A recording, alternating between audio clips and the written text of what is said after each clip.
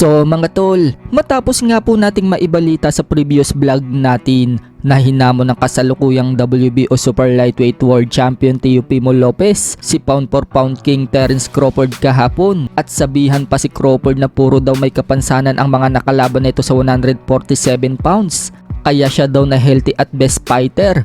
Ang labanan daw ni Crawford, aakyatin daw niya si Crawford sa 147 pounds. Sumagot naman si Crawford mga tol sa hamon sa kanya ni Lopez. Sinupalpal si Lopez at pinagmumura. Ani Crawford, manatili na lang daw si Lopez sa division niya sa 140 pounds at labanan na lang daw niya ang mga kapwa niya katimbang. Naliliitan din si Crawford mga tol dito kay Lopez, kaya mainam daw na wag na daw siya magangad na labanan pa siya. Banat pa ni Crawford, hindi nga daw makatingin sa kanya itong si Lopez sa tuwing magkakasalubong daw sila. Pero pagdating daw sa camera sa mga interviews, marami daw sinasabi itong si Lopez.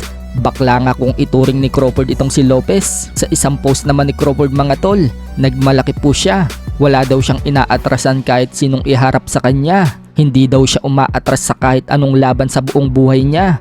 Kahit daw late notice pa yan, lalaban daw siya. Umakyat man daw siya ng timbang, kahit maliit ang kalaban, matangkad, malakas, mabilis, brawler at kung ano-ano pa. Lahat daw yan, lalabanan niya. Sa isang post naman po ni Teofimo Lopez mga tol, pinagtawanan niya si Crawford dahil inaasahan ni Crawford na siya ang hihirangin bilang Fighter of the Year sa taong 2023. Pero hindi po ibinigay kay Crawford ang pagiging Fighter of the Year, kundi sa The Monster ng Japan na si Naoya Inoue ibinigay ang parangal. Kaya pinagtawanan ni Lopez si Crawford at sinabing hindi pa din daw naging Fighter of the Year si Crawford.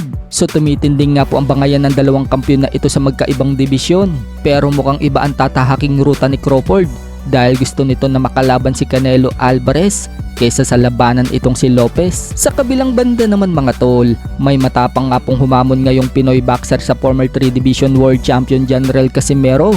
Yan po ay si Ben Manangkil na dati nang naka-sparring ni Casimero.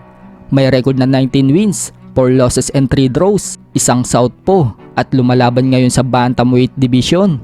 Nagsimula po ang paghahamon ni Ben Manangkil mga tol mula nang matalo si Marlon Tapales kay Naoya Inoue. At kung matatandaan kung ano-ano ang sinabi ni Casimero dito kay Tapales, paliwanag ni Ben Manangkil mga tol, idolo daw sana niya si Casimero pero hindi daw nito nagustuhan ng mga birada ni Casimero kay Tapales. Kaya hamon ni Ben Manangkil kay Cuadro Alas, lalabanan daw niya ito sa timbang ng bantamweight division.